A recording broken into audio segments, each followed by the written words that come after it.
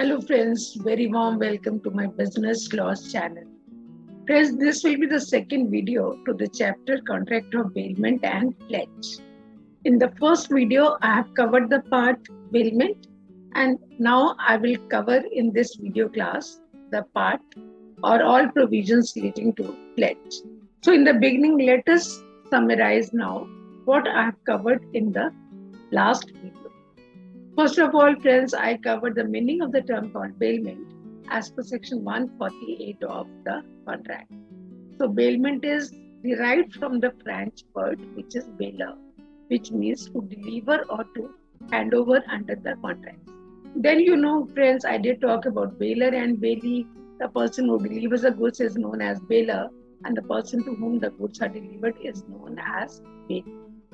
I took a number of examples regarding this contract of bailment and took the essentials of valid contract of bailment. I did cover these 6 points. It is the contract between the parties up to the last point, which was delivery of goods for some purpose. There are multiple purposes with which the contract of bailment is entered into. And then, I did talk about, so these are the various points which I did explain. And delivery of possession, movable property, return or dispose of specific goods. After that, I did talk about kinds of bailment. We can classify the bailment on the basis of benefits derived by the parties and on the basis of reward or consideration. I did explain these kinds of bailment with the help of examples. Now, and then after this, I took up the distinction between gratuitous versus non-gratuitous bailment, which explained in the tabular form very well. And then distinction between sale and bailment. You all know, friends, under the contract of sale of goods, I have covered the term sale. So you all know sale, bailment already have covered. Here are the points of distinction. If you find any doubt, then you can always write in the comment section. Then duties and rights of bailer and bailee, with the help of examples, I did explain. And after duties and rights of bailer and bailee, I did explain the heading lien. Lien can be of two types. One is a particular lien, second is the general lien. And then distinction between general lien and particular lien. And the last heading which I covered, it was termination of bailment. So there are a number of cases where the contract of bailment comes to an end. So friends, in this video class, I will take up pledge. Pledge is also known as PAN. So it is defined under section 172. The bailment of goods as a security for the payment of a debt or performance of a promise is called pledge. Here the bailer is called the paner or the pledger, and the bailee is called the pani or the pledgee. And now the question arises, which are the various essential elements of a pledge or pan? First is there must be delivery of possession of goods. The goods are delivered by the pledger to the pledgee. The delivery must be in pursuance of a contract of pledge. So as per the terms of the contract, the goods must be delivered by the pledger to the pledgee. Say A has given his book to B or computer to B, to be used by B for his personal use. And then after some time, A borrows loan from B person. So we cannot use that computer as a security for the debt because that is not in pursuance of a contract of pledge. So the goods must be delivered for the purpose of security. So you all know, friends, under the contract of pledge, the goods are to be delivered as a security for the debt. The goods must be returned to the paner or the pledger on the repayment of a debt.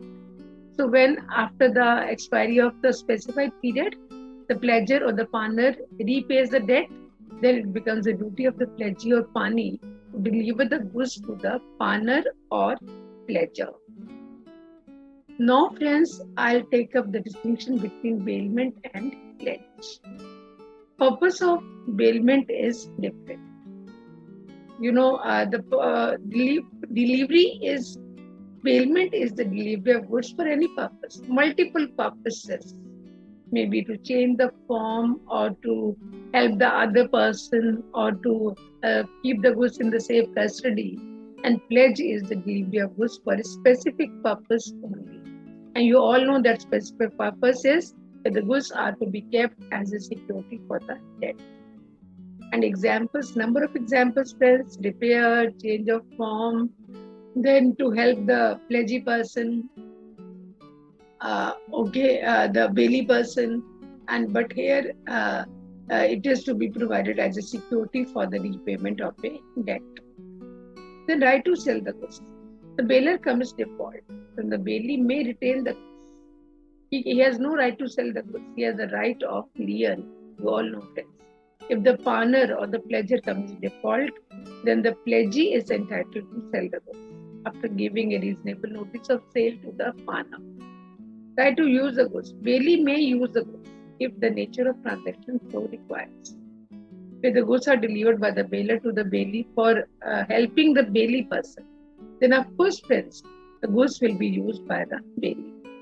The pawnee has no right to use the goods pledged to him.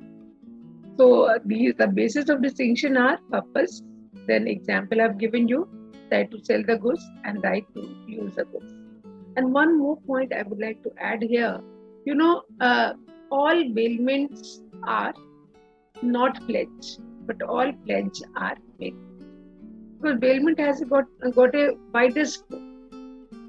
Bailment includes pledge, but pledge does not include bailment. Okay, pledge is a part of bailment. And now after that, I took the rights and the duties of. Now I'll take up, friends, rights of pawnee. The rights of pawnee have been provided under sections 173 to 176. Right to retain the pledge goods. It is one of the rights of the pledgee or pawnee that he has a right to retain the goods till his dues are paid by the pledger. Right to retain the goods for subsequent advances. Now the pledger has taken more debt, more loan from the pledgee. Then even for subsequent advances also, pledgee has a right to retain the goods. Right to extraordinary expenses. Now, if the cow has been left by the pledger with the pledgee, and cow falls ill, the pledgee incurs expenses, and those expenses must be reimbursed by the pledger. Right, in case of default by the pawnee, if pawnee commits default, then pledgee has to give the reasonable notice to the pledger.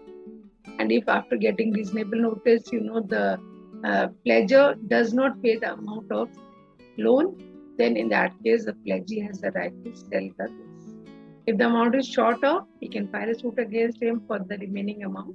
And if it is excess, then excess has to be returned by the pledgee to the pledger. Now, rights of pawnee or pledge. So these I have just explained, friends. All the points I have explained with the help of examples. Duties of pawnee. The duties of pawnee are almost similar to those of a bailee, which I would like to take up this heading. Duty to take reasonable care of the goods pledged to him. Duty not to make unauthorized use of the goods pledged. Duty not to mix the pledged goods with his own goods. Duty to return back the goods to the pawnee on receipt of his full dues. Duty not to do any act in violation of the terms of the contract of pledge and of the provisions of the Contract Act. That is, if the pledger commits default, pledger is not going to sell the goods without giving a reasonable notice to the pledger. Duty to deliver any accretion to the goods. The cow is blessed with the calf. Then cow along with the calf has to be returned by the pledgee to the pledger, presuming the loan has been repaid by the pledger. So all these points, if you remember, friends, I have taught you under the heading duties of bailee also. If you still have any doubt, you can always write in the comment section. The rights of pledger or paner, enforcement of Pani's duties. The duties of Pani are the rights of paner, and vice versa. Rights of Pani are the duties of paner. So the duties of Pani are the rights of paner. I have told you just now. Right to redeem the debt. It is a duty of the pledger. It is a right of the pledger that he can redeem the debt at any time, before the goods are sold. That if a paner gets no notice of sale of pledged goods, he can demand his goods back anytime by repaying his debt along with any other expenditure which is incurred by the pledge due to delay in such repayment. Say, car has been left by the pledger with the pledge, and in order to keep the car in the safe custody, some safe custody expenses are incurred by the pledge. Then that has to be reimbursed by the pledger to the pledgee. Such right cannot be excluded even by an agreement between the parties. That is, at any cost, the pledgee has to serve the notice to the pledger regarding his intention to resell.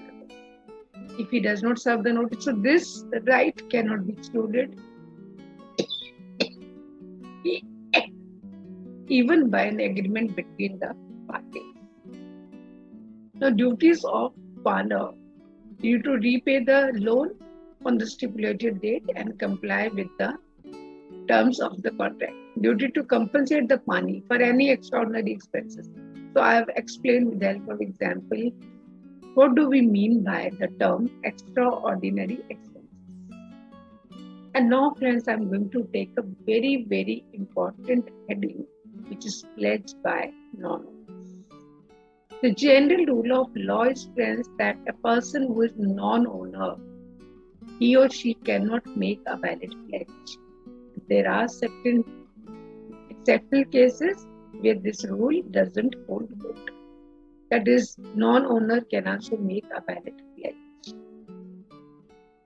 So, friends, where the goods are in the possession of servant but owned by his master, a pledge made by the servant is invalid. You all know. However, in certain circumstances, non-owners can also make a valid pledge. First one is by mercantile agent. Mercantile agent, you all know, is appointed by the principal to sell the goods, to raise the amount of loan even. Okay, so on the basis of pledge of goods. So mercantile agent is not the owner, but still, the sale which is made by mercantile agent is the pledge which is made by mercantile agent is termed as valid. Then pledged by a person having the goods under, wordable contract.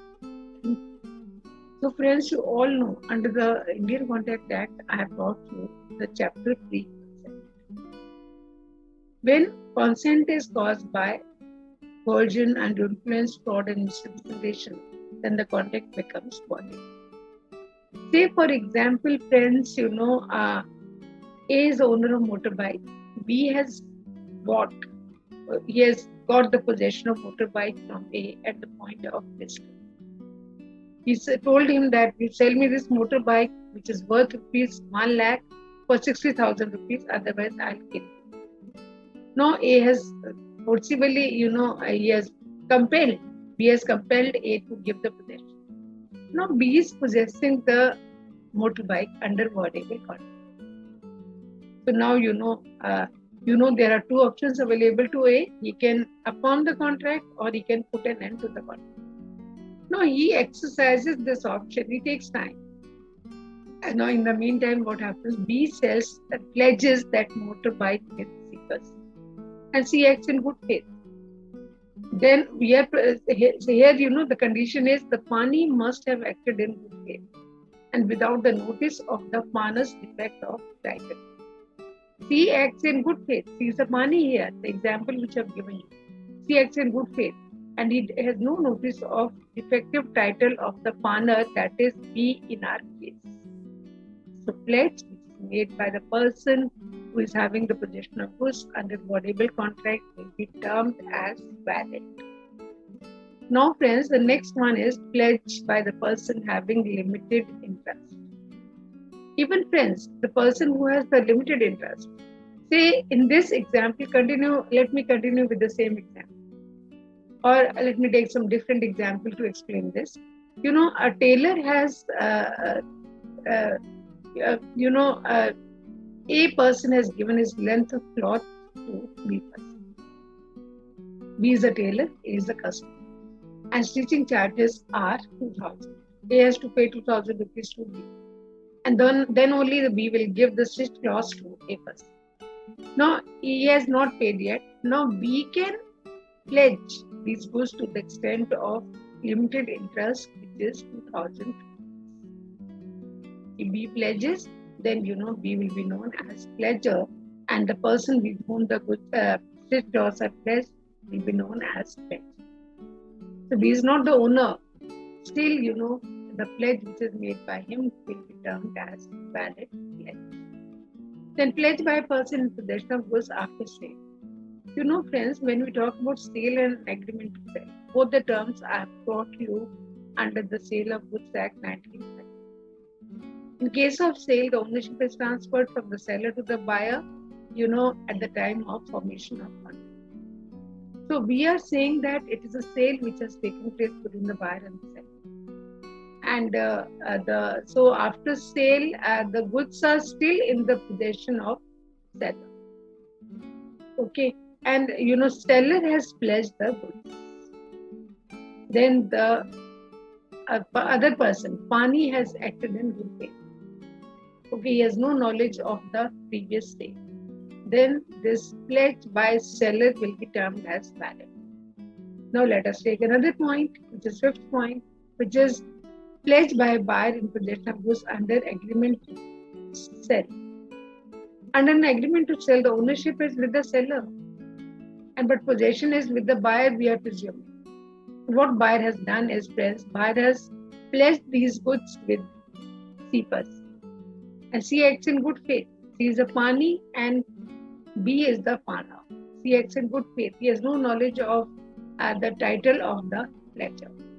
So here, friends, we will say that pledge which is made by B with the buyer will be termed as valid pledge. Pledge by joint owner, where there are several joint owners of goods, one of the owners having the sole possession thereof, with the consent of other owners, can also make a valid pledge. Such a pledge which is made by one of the joint owners is termed as valid pledge. So friends, what all headings I've covered in my today's videos class. First of all, I defined the term pledge or pan as per section 172. And then, after that, I took the heading difference between pledge and bailment, duties and rights of pledger and pledgee. And then after that, I did talk about, the pledge by non-owners. Non-owners cannot make a valid pledge, but there are some exceptional cases where non-owners can also make a valid pledge. It is all about today. I hope you will like the content, and do subscribe to my channel if you are not subscribed yet. Keep smiling and stay blessed always. Okay, friends, we'll meet soon. Goodbye.